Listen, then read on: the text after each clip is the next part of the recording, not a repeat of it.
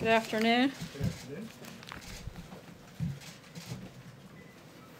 Over the weekend, the White House released a framework for responsible immigration reform that will protect our people, put the interests of American workers first, and provide a permanent solution to DACA. Our framework includes 4 pillars: border security, including the wall, DACA legalization, ending extended family chain migration, and eliminating the visa lottery, moving us toward a merit-based system of immigration. We look forward to working with Congress to pass and sign legislation that addresses each of these 4 pillars. Looking ahead to tomorrow, as you know, the President will deliver his first State of the Union address. The theme of the address is building a safe, strong, and proud America, which is exactly what the President has worked to do during his first year in office. I don't want to get ahead of what the President will say during his remarks, but it will obviously be must-watch TV. But I do want to make an announcement about one of the most important traditions, the guest who will be sitting in the First Lady's box. I'll name a few of those individuals and a little bit about them. First, Corey Adams. Corey's a skilled welder at Staub Manufacturing Solutions in Dayton, Ohio. Last year, Corey and his wife were able to become first-time homeowners, and they will invest their extra money from the Trump tax cuts into their 2 daughters' education savings. Elizabeth Alvarado, Robert Minkins, Evelyn Rodriguez, and Freddie Cuevas. These two couples are the parents of 2 beautiful young girls, Nisa and Kayla, who were brutally murdered by MS-13 gang members. Corporal Matthew Bradford. In 2007, Corporal Bradford stepped on an IED while deployed in Iraq. He was blinded by the blast and lost both of his legs. After multiple surgeries and therapy, he became the first blind double amputee to re-enlist in the Marines. John Bridgers. Mr. Bridgers founded the Cajun Navy in 2016, a nonprofit rescue and recovery organization that responded in 2016 to flooding in South Louisiana and in 2017 to Hurricane Harvey in Texas. He and his team have helped thousands of people across the South. David Dahlberg.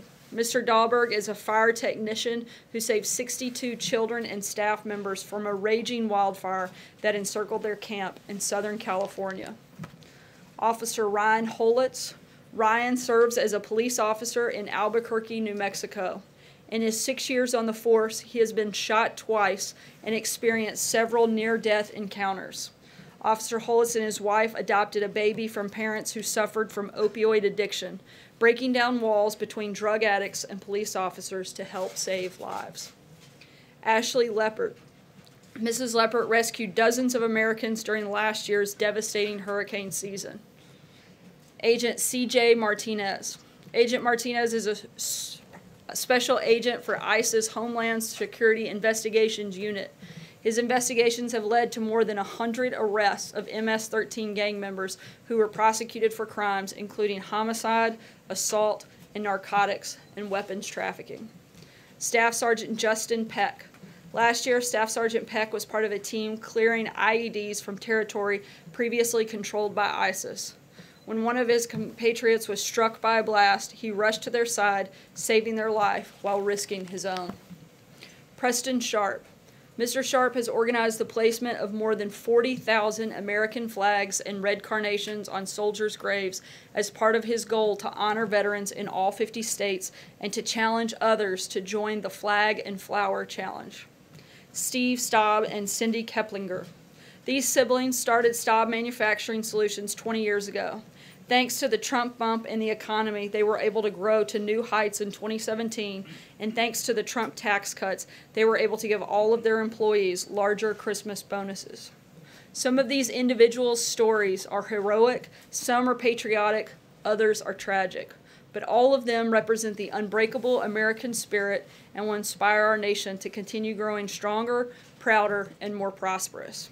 And with that, I will take your questions. John. Sarah, the news came down in the last hour that the Deputy Director of the FBI, Andrew McCabe, is stepping down.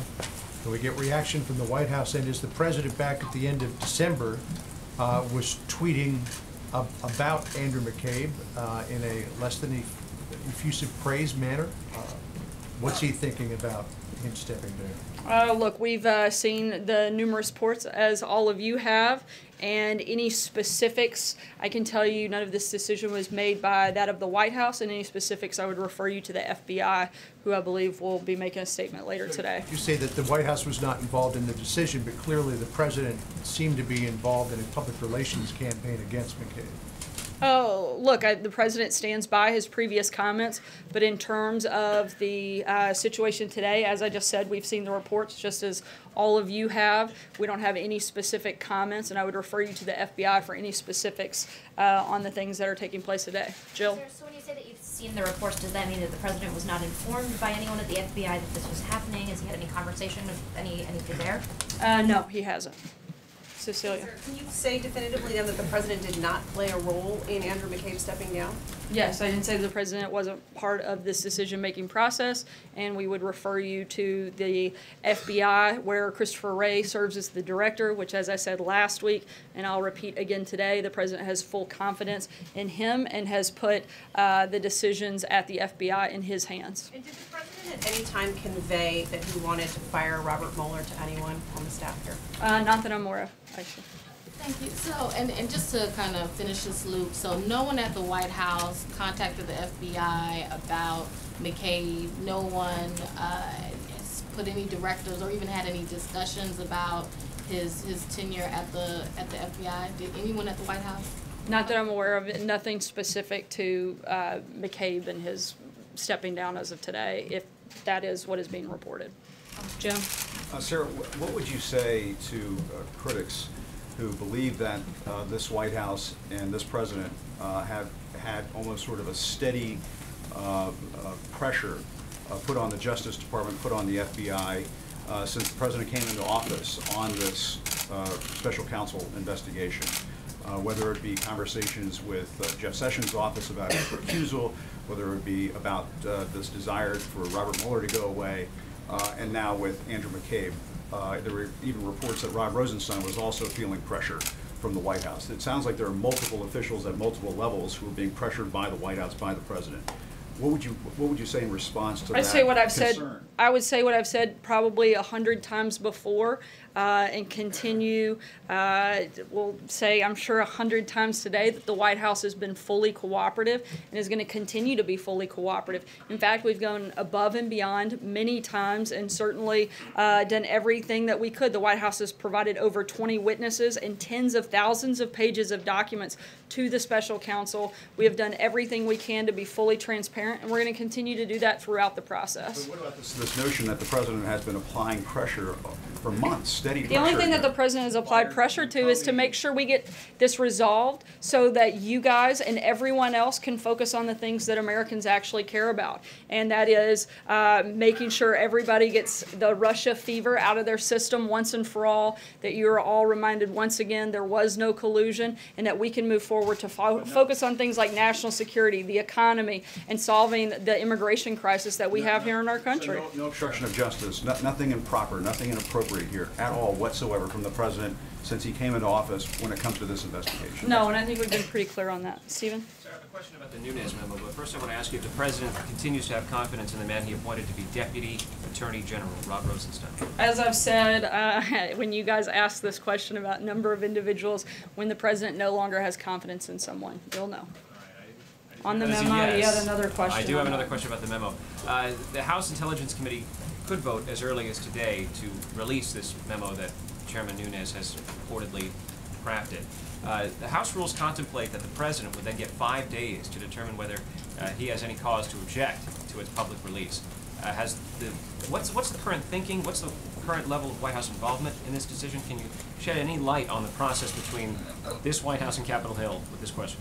Look, no one at the White House has actually seen the memo, so it would be hard for us to make a decision or to speak about it before that would take place. Right now, we're letting the House process play out, and if and when it's time for the White House to weigh in, we'll do that through the proper protocol, making sure we follow legal process. But again, we're not to that point in the process yet. Margaret. Sarah, two questions. Well, just following up on that, is the White House, I know you said you have to wait and see, but is the White House open to the idea of a release of this memo to the public? And can you say in the State of the Union address whether the president will mention at all this ongoing Russia probe, which you said, you know, is really Russia fever that the country needs to get out of its system? Will he address it in any way?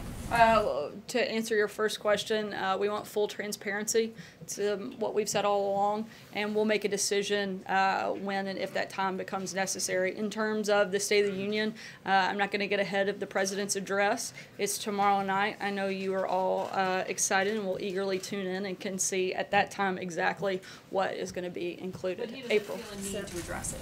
I think we've addressed it every single day that we've been here. It's one of the questions you guys ask over and over and over again. In fact, we spend more time on that than we do any other topic, despite the fact that time and time again, poll after poll says that, frankly, no one cares about this issue, and it's certainly not the thing that keeps people up at night. We'd love to talk about all of the things that do, and my guess is that will be the focus of the President's State of the Union tomorrow. April. Two topics.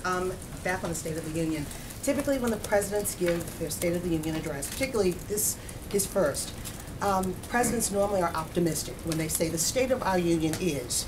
What is the state of our union today? I think it's incredible, and I think that you'll hear that in the president's words tomorrow night. Look, we've got an economy that is booming. ISIS is on the run. We're remaking the judiciary in a way that actually believes in upholding the Constitution. There are some great things happening in this country, and I think you can expect to hear the president talk about a lot of those, not only what we've been able to do in the first year, but all of the great things that we're going to do in the next 7 years after this. On the second topic, I want to go to this issue of black unemployment. One, is the president going to start targeting black unemployment as he's saying that unemployment has gone down over his watch? I've never heard of a targeted approach from this administration. And is this administration aware that the black unemployment rate from December, 6.8%, the white unemployment rate is 3.7%, the Asian unemployment rate is 2.5%, and the Hispanic unemployment rate is 4.9%.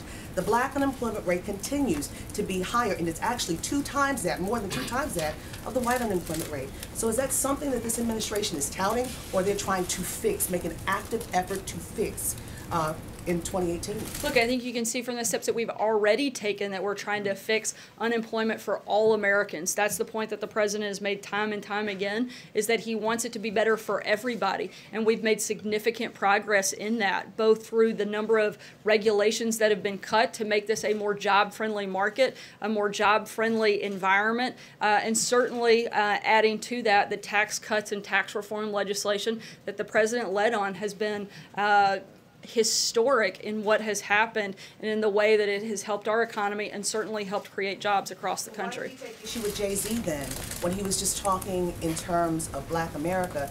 He took issue, has he seen my black, and he screamed with caps, all caps, has he seen my black unemployment number? Because they're better than they have been, and we're certainly making progress, and we want to continue to do that. Look, we want every day to be better than the day before. And again, certainly for black Americans, for Hispanic Americans, across the board, this is a president who wants life to be better for all Americans, and he's going to keep fighting and pushing for that. And I think you'll hear him talk about that again tomorrow night. John? Thank you, Sarah. The former Attorney General of the United States, Eric Holder, described Andrew McCabe as a dedicated public servant who has served this country well. Would the president, would you describe him in that same manner? Look, I don't have a personal relationship with him, so I'm not going to describe him. I think we've talked about some of the concerns that we have with some of the actions that he's taken. But in terms of anything specific regarding the deputy director, particularly the news reports of today, I would refer you to the FBI. Francesca? The president, based upon past tweets that he's put out regarding Mr. McCabe, does not seem to be a big fan of Mr. McCabe. Is he disappointed that he's leaving his post as the deputy FBI director? I haven't asked him if he was disappointed. I can tell you he didn't play a role in any of that process, and again would refer you to the FBI for any specifics. Francesca? Thank you, Sarah. In one of the president's tweets in December, though, he did say that Andrew McCabe is, quote, racing the clock to retire with full benefits, 90 days to go. So does the president believe that Andrew McCabe should be allowed to retire with full benefits? Again, I would refer you to the FBI for any specifics around the news of today of his stepping down. I have a question about the State of the Union. You mentioned who was going to be in the First Lady's box at the State of the Union. You talked about a lot of the different guests, but I didn't hear anything about the President's family. Can you say which of the President's family members will be there? And can you also potentially preview for some of the travel that the President might take? Usually the President takes travel to push his agenda afterwards. In terms of family, all of the President's children, along with the First Lady, will be at the State of the Union with the exclusion of Barron. I don't believe he will be attending as of right now. And in terms of travel, we will keep you posted on any scheduling announcements that we have over the week. Margaret. Thanks, Sarah.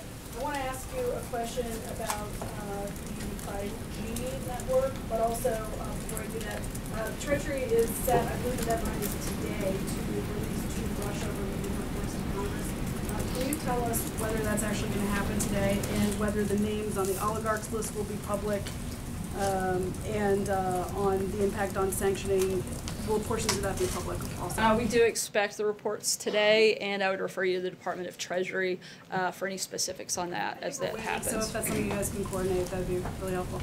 On 5G... We're coordinating, and I'm telling you that they're taking the lead, and for questions specific to it, you should reach out to the Department of Treasury in terms of timing.